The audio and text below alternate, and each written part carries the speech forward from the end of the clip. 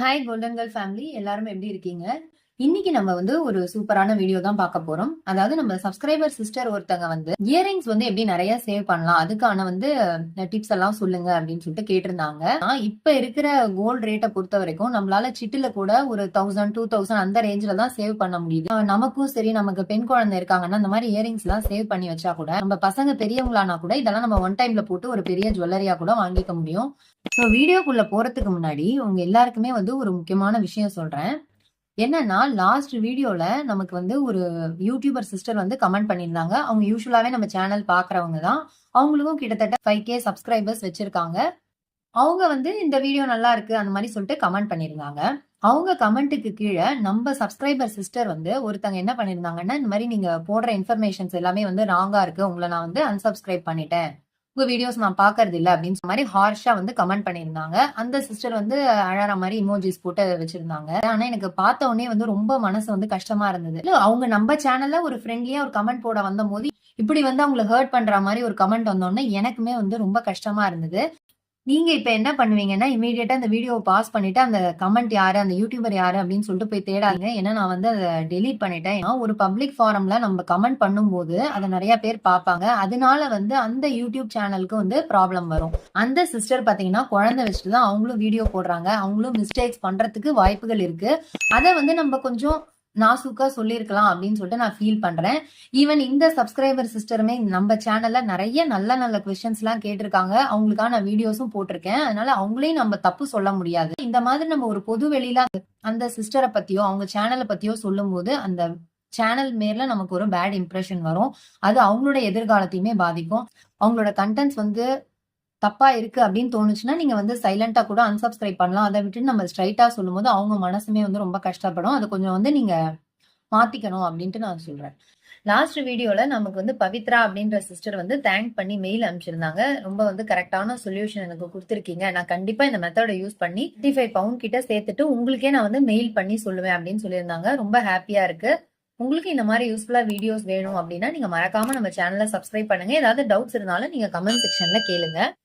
இப்ப நம்ம earring savings எப்படி பண்ணலாம் அப்படின்றத பார்க்கலாம். இயரிங்ஸை பொறுத்த வரைக்கும் 1ல இருந்து 4 கிராம்குள்ள கூட நம்மளால வாங்கிக்க முடியும்.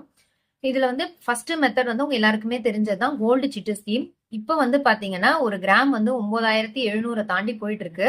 சோ நீங்க ஈவன் 10,000 ஆனா கூட நீங்க 1000ல இருந்து 3000க்குள்ள சீட்டு கட்டும் போது நம்மளால 1 கிராம்ல இருந்து 3 கிராம் வரைக்கும் வாங்க முடியும். அதை தான் எழுதியிருக்கேன். நீங்க சிட்டெல்லாம் யாருமே ஸ்டாப் பண்ணாதீங்க. ஏன்னா அது ஒரு சேவிங்ஸ் கண்டிப்பா நமக்கு இருக்கட்டும்.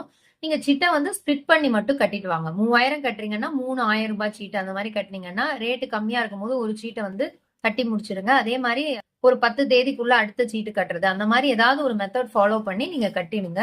11 மந்த்ஸ் கழிச்சு கண்டிப்பா நம்மளால 1 to 3 கிராம்ஸ் இந்த அமௌண்ட்டுக்கு வாங்க முடியும். நெக்ஸ்ட் நம்ம பார்க்க போறது டிஜி கோல்டு சேவிங்ஸ். டிஜி கோல்ட பத்தி ஆல்ரெடி நம்ம சேனல்ல நிறைய வீடியோஸ் போட்டிருக்கேன். டிஜி கோல்டு பிளேலிஸ்டும் இருக்கு. அதனுடைய லிங்க் உங்களுக்கு டிஸ்கிரிப்ஷன்லயும் ஐகார்ட்லயும் தரேன். போத்தீஸை பொறுத்த வரைக்கும் முதல் 75 நாளைக்கு 7% போனஸ் தராங்க.